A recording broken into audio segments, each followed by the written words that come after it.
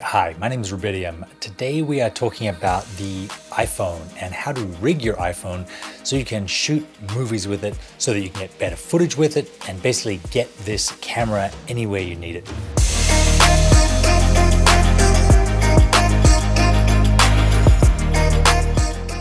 This is an iPhone 11 Pro. It has the 3 cameras. You notice I have Apple's case on it. A case is really important to start with because if you're using this to make a film, you'll probably drop it at some point. And unless you have a spare $1,000 sitting around, you probably don't want to buy another one. So first step, put a case on your phone. You will need it. The first problem with rigging this camera is that it's so small. It really only has space for 2 fingers if you're holding it one-handed, and that means that as I move up and down, as I move around, there's a lot of shake. Now, Apple software does a good job of taking this shake out. It's stabilizing, but you'll get better shots if you work out different ways to rig this phone and different ways to stabilize it. You notice that if I do 2 hands on the phone, it's a lot more stable, but unless I can't really get my hands around the phone without blocking the camera or blocking the screen. So I'm gonna need a way to attach things like handles, like accessories to this camera phone, and that's where a clamp comes in. They're either called iPhone brackets or iPhone clamps. They're usually tension mounted. You can get some that screw down, and the phone fits in like this with the spring loaded on the top. And now you have 2 holes that are 1/4-20 mounts. 1/4-20 means that it is a 1/4 inch wide and the thread inside is 20 threads to 1 inch, which is basically means that this will attach all the ways that a camera attaches or a light attaches. The 1/4-20 is a universal standard in filmmaking, and you'll be able to attach all kinds of things to your camera now that you have those attachments. There are other cheaper ones like this, which is like $3, I think, from Amazon. The problem is it only has 1 1/4-20 hole rather than 2, which means that with this bracket, you can attach the thread at the bottom or you can attach it at the back. And in a second, we're going to see why that's important. So here is a lighting arm. It's just a piece of steel rod that's expandable, and it has a 1/4-20 at the top. So I can now attach my camera to it, and now I have a selfie stick. I can also attach this to something else, or if I can attach it to the back as well, that gives me a lot more options as far as where I'm going to be able to get this camera. The first place that I'm going to be able to put my camera, now that it has a proper 1/4-20 camera attachment on it, is something like this. This is a 2-handle camera cage with nice big grips on the side of it. So I'm no longer holding the camera with just 2 or 4 fingers. I'm able to hold it with my whole hands, and the camera attaches down here at the 1/4-20 mount. There are actually 1/4-20 mounts all over this thing. I can put the camera up top. I can add a monitor if I have the right tools for that. But basically, rather than holding this at a very precarious position, I have much more control. I can hold it one-handed. I can hold it 2-handed. I can hold it down low.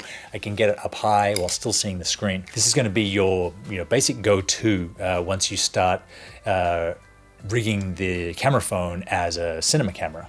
You can also add the camera to any lighting stand or C-stand. This one has a 1/4-20 mount, but if you add an extra piece of equipment called a ball mount, here's one here, you'll be able to have a lot more flexibility. What this does is allow you to rotate and tilt the phone while keeping it secure. So I can unlock the little handle here, lock it down, and now I can get my phone in all kinds of interesting positions. This essentially performs all the functions of a tripod, except another accessory that is going to come in really helpful to rig the camera to different places is a friction arm. These work as, you have 1/4-20 mounts at both ends. This one has a clamp on it for clamping it to, say, a tree or a pole or something else. There's a handle here that releases tension, and then the same handle clockwise creates tension. So now I'm able to, I'm actually got my microphone on one of these. You're able to get the camera and whatever it's mounted to a whole bunch of different angles, upside down, right way up. You're able to get the phone and the camera to different places. Because your iPhone bracket that has quarter 20s at the bottom, you're able to add the phone to any commonly available tripod. So you can use a travel tripod, you can use a bigger, cinema-based tripod if you want that nice smooth motion. Even though the capacity of the tripod is going to be 100 times what the phone weighs, it does mean that you're going to get smoother, more professional looking motion. An alternative to using a tripod or hand holding your phone is to use a dedicated camera gimbal. This is a 3-axis iPhone camera gimbal. This one's the 3XS from Benro. What this allows you to do is move with the camera and get very smooth, balanced, stabilized footage, similar to a Steadicam or a 3-axis gimbal for a cinema camera. Good ones like this also have a little wheel that lets you pan and tilt. So even if you're not using them to move, you can still use them to operate your camera. There are different levels of iPhone gimbal. Some are just a basic stabilizer. Others connect with your phone via Bluetooth and allow you from the gimbal itself. Still others do that and let you power the phone from the gimbal battery, which is obviously bigger than the phone battery. So you get extra hours of shooting life as well as more control over your shots without having to touch the screen while you're operating it. And there's nothing to say that you can't combine these methods. So you can put your gimbal on the end of a tripod. You can put your gimbal on the end of a C-stand arm to be able to get really high shots that look like a drone shot. Some people even put gimbals like this on the end of Steadicam arms to get the smoothest possible footage that's easy for the operator to use for long periods of time. Despite the iPhone being a very entry-level camera, it's capable of some really fantastic results. I do encourage you to experiment though before you go on set. Make sure that the camera is going to rig up the way that you want it to and get the shots that you want before you take it out into the field with actors and locations and all the expenses that come with filmmaking.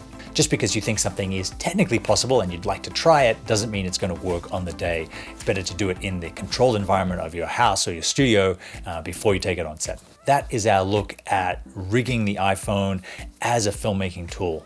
Thank you very much for watching, and I will see you next time.